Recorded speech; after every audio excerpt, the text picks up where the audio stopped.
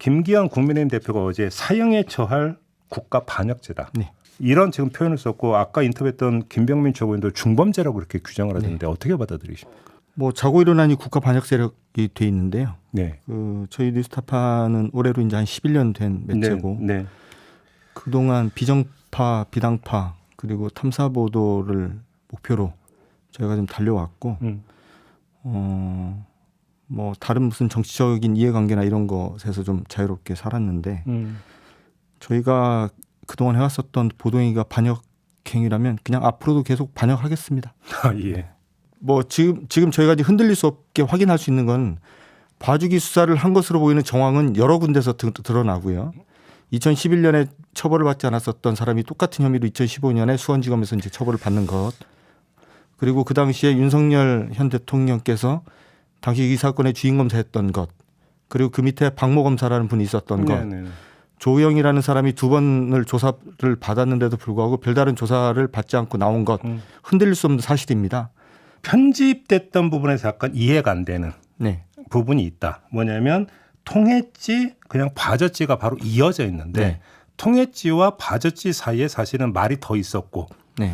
그러니까 그 편집된 상태로 내보낸 걸 보면 윤석열 현 대통령이 봐준 것처럼 지금 인식되게 돼 있지만 원본 녹음 파일을 보면 윤석열 현 대통령이 아니라 박모 검사가 봐줬지 이렇게 지금 김만배 씨가 이야기한 걸로 돼 있는데 편집을 이렇게 해버렸다. 그리고 이거 의도된 거 아니냐라는 어떤 지금 그 문제 제기가 있거든요. 이건 어떻게 받아들이십니까? 좀 본질을 좀 봤으면 좋겠습니다. 이 사건은 좀 전에 제가 말씀드렸지만 부산저축은행 사건에 대해서 봐주기 수사가 있었는지 없었는지가 핵심이고요. 예를 들어서 박길배라는 검사가 이 사건을 봐줬으면 문제가 없나요? 박길배 검사는 독립기구가 아니고요. 네. 검사들이 항상 얘기하는 것처럼 검사 동일체라는 걸 감안하면 바로 위에 윤석열 당시 부장검사가 있습니다. 그럼 박길배가 봐줬으면 윤석열 주임검사는 빠져나갈 수 있는 것인지 박길배가 커피를 타줬으면 윤석열 주임검사는 빠져나갈 수 있는 것인지 여기에 대해서 먼저 검찰은 그리고 언론들은 답을 좀 해야 될 것 같고요. 저희가 필요한 부분에서 편집을 했는데 저는 김만배 씨가 말하고자 하는 취지를 훼손한 것은 없다. 저는 이런 입장입니다. 신앙님 전문위원으로부터 바로 이 어떤 그 녹음 파일을 전달받은 게 3월 4일이고 네. 3월 4일 밤 10시 56분입니다. 그리고 보도한 거는 3월 6일이고 네. 3월 6일입니다. 그러면 만 이틀이 되지 않는 동안에 어떻게 검증을 했던 겁니까? 이게 일방적인 주장들이 들어있는 것이기 때문에 여기에 등장하는 사람들이 여러 명이죠. 조우영, 뭐 박길배 그리고 박영수, 그렇죠. 윤석열 이렇게 있지 않습니까? 이분들에게 입장을 다 받아야 된다. 그렇죠. 해명을 다 받아야 된다. 그래서 우리가 이해할 수 있는 수준의 입장을 한두 개라도 받아야 뭐 많은 분들이 안 하겠지만 답을 이걸 받아야 보도할 수 있다라는 원칙을 세웠고 다음 날 3월 5일 저녁이었던 걸로 제가 기억이 나는데요. 이 김만배 씨의 주장에 대해서 박영수 변호사 측으로부터 부인하지 않는 답을 저희가 받았고 나머지 분들은 이제 저희 질의에 이제 답을 하지 않았고요. 근데 이제 박영수 변호사의 답이 굉장히 의미가 있다고 봤습니다. 이분이 이제 변호사인데 본인이 말을 하는 게 이제 어떤 의미인지를 모르는 사람이 아닌데 김만배 씨가 박영수와 관련돼서 한 얘기를 다 전달해 줬는데 기억이 나지 않는다라고 말을 하면서 내가 이걸 김만배한테 이 사건을 수임을 이제 소개를 받았는지 아니면 다른 사람한테 받았는지 뭐 검찰 관계자들이 이런 말을 했는지 누구한테 말을 했는지 기억나지 않는다 이렇게 답이 왔어요. 그래서 저는 사실상 이 답은 김만배의 주장을 시인하는 것이나 다름없다라고 저는 판단을 했고 그렇게 읽으셨다. 네, 그 판단을 이제 저희가 이제 편집회의에 제가 이제 보고를 그대로 했고요. 저희 뉴스타파 편집회의에서 경론을 거쳐서 보도를 결정하게 됐습니다. 혹시 그러면 신앙님 당시 전문위원한테 6개월 전에 녹음이잖아요. 그걸 왜 이제 갖고 왔는지는 혹시 물어보셨습니까? 제가 신앙님 전문위원에게 했었던 첫 질문이 그거였습니다. 예, 뭐라고 답변을 했습니까?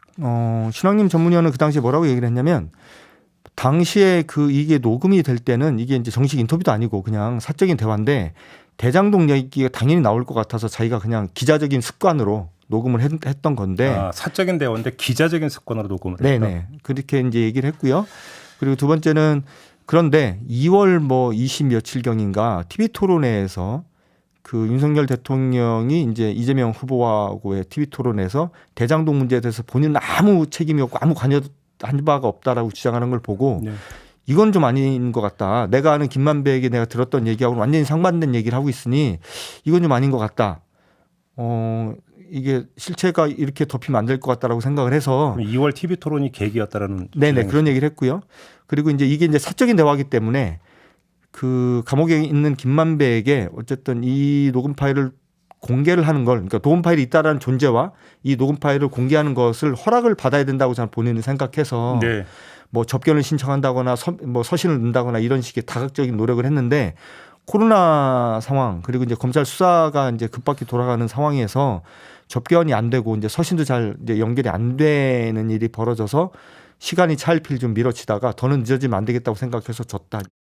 이 돈이 오간 걸 전제로 한다면 당시 두 사람의 대화의 신빙성, 내용의 신빙성은 탄핵될 수 있는 거 아닙니까? 어떻게 생각하십니까? 뭐 보도한 당사자로서 얘기한다면 만약에 작년 3월 4일 날 제가 이 녹음 파일을 받았는데 네. 이미 한 6개월쯤 전에 이 녹음 파일이 만들어진 직후에 신학림 선배가 돈을 받았다. 뭐 그게 아무리 이제 정상적인 거래라고 주장하더라도 받았다 그러면 제가 보도했겠습니까? 제가 정신병자가 아닌데요. 그때는 보도를 할 수가 없는 거겠죠. 못하죠. 그러니까 안 하죠. 예. 예. 뉴스타파가 공개한 신학림 전 전문위원과 김만배 씨의 만남 녹취록은 모두 33쪽, 녹음 파일은 72분 분량이었습니다. 경기도 성남 판교의 한 카페의 만남에서 신 전 위원은 김 씨를 어떻게 찾아냈는지 설명합니다. 내가 전화번호를 어떻게 아는지 알아? 어떻게 보고 보고 내가 알았어. 김 씨가 기획한 인터뷰가 아니라 신 전 위원이 김 씨를 수소문한 정황이 담긴 겁니다. 김 씨는 부산저축은행 수사 무마에 대해 말할 때 등 모두 3차례 입단속을 합니다. 이거 기사 나가면 나도 안 돼, 그 얘기는 누구한테도 안 하는 거야. 아니 죽을 때까지 하지 말아야지. 다만 뉴스타파가 김만배 씨 발언을 일부 중략해 편집하면서 박영수, 윤석열 두 사람 역할을 부각시킨 듯한 대목도 있었습니다. 윤석열이를 데리고 있던 애지. 아니 데리고 있었기 때문에. 통했지. 그냥 봐줬지. 실제 녹취에선 통했지와 그냥 봐줬지 사이에 대화가 더 있었고 그냥 봐줬지의 주어는 윤석열 중수과장의 부하 검사였습니다. 를 만났는데 가 얼거놓지 않고 그냥 봐줬지. 뉴스타파 측은 사적인 대화가 이어져 매끄럽게 편집한 거라며 중수부 라인이 사건을 봐줬다는 김만배 씨 발언 취지와 어긋나지 않는다고 봤다고 설명했습니다. 또 두 사람이 화장실로 옮겨 나눈 대화도 녹음됐다며 CCTV가 있는 커피숍에서 선거 공작을 모의했다는 건 납득하기 어렵다고 밝혔습니다. 하지만 검찰은 검사 10여 명을 투입한 특별수사팀을 꾸려 뉴스타파 보도 경위까지 확인하겠다는 강경한 입장입니다. 검찰 관계자는 중수부의 부산저축은행 수사 당시 대장동 대출은 수사 대상이 아니었다며 허위 발언인 걸 확인했다고 말했습니다. 검찰은 또 김 씨가 신 전 위원의 책을 높이 평가했다고 주장하지만 책 3권은 화천대유 사무실에 수년째 방치됐다고도 밝혔습니다. MBC 뉴스 송구민입니다. 김만배 씨와 신학림 전 뉴스타파 전문위원의 허위 녹취 의혹을 중대 국기문란으로 규정한 국민의힘. 이번 사건이 정치 공작 경험이 매우 풍부한 전문가에 의해 치밀하게 기획된 작품이라며 총공세에 나섰습니다. 정, 경, 검, 은 사자 유착에 의한 국민 주권 찬탈 시도이자 민주공화국을 파괴하는 쿠데타 기도로서 사형에 처해할 만큼의 국가 반역죄입니다. 여당은 김만배, 신학림 씨 외에 취재기자 6명에 대해 허위 사실을 유포해 윤석열 대통령의 명예를 훼손한 혐의가 있다며 경찰에 고발했습니다. 녹취를 최초 보도한 뉴스타파 기자 1명, 이를 인용 보도한 MBC 기자 4명, 유사한 취지의 내용을 먼저 보도한 JTBC 전 기자 1명입니다. 어제 JTBC는 지난해 2월 부산저축은행 수사 무마 의혹 보도와 관련해 당시 중요한 진술이 누락된 점이 있었다며 사과했습니다. 뉴스타파가 김만배 인터뷰를 보도하기 한 달 전 자체적으로 취재한 보도였습니다. MBC는 지난해 3월 뉴스타파 방송 이튿날 뉴스데스크를 통해 관련 소식을 리포트 4개로 보도했습니다. 공개된 녹취 내용 가운데 윤석열, 이재명 당시 대선 후보에 관한 대목을 각각 추려서 2개 리포트로 전했고 박영수 전 특검과 윤석열 후보와의 관계를 다룬 해설 리포트, 그리고 녹취를 둘러싼 국민의힘과 민주당의 입장을 전한 리포트였습니다. 국민의힘은 MBC가 이를 집중 보도한 걸 문제 삼으며 진실이 확인되지 않았으면 공방 기사로 처리하는 게 원칙이라고 주장했습니다. 네 개를 묶어서 하나로 봐야죠.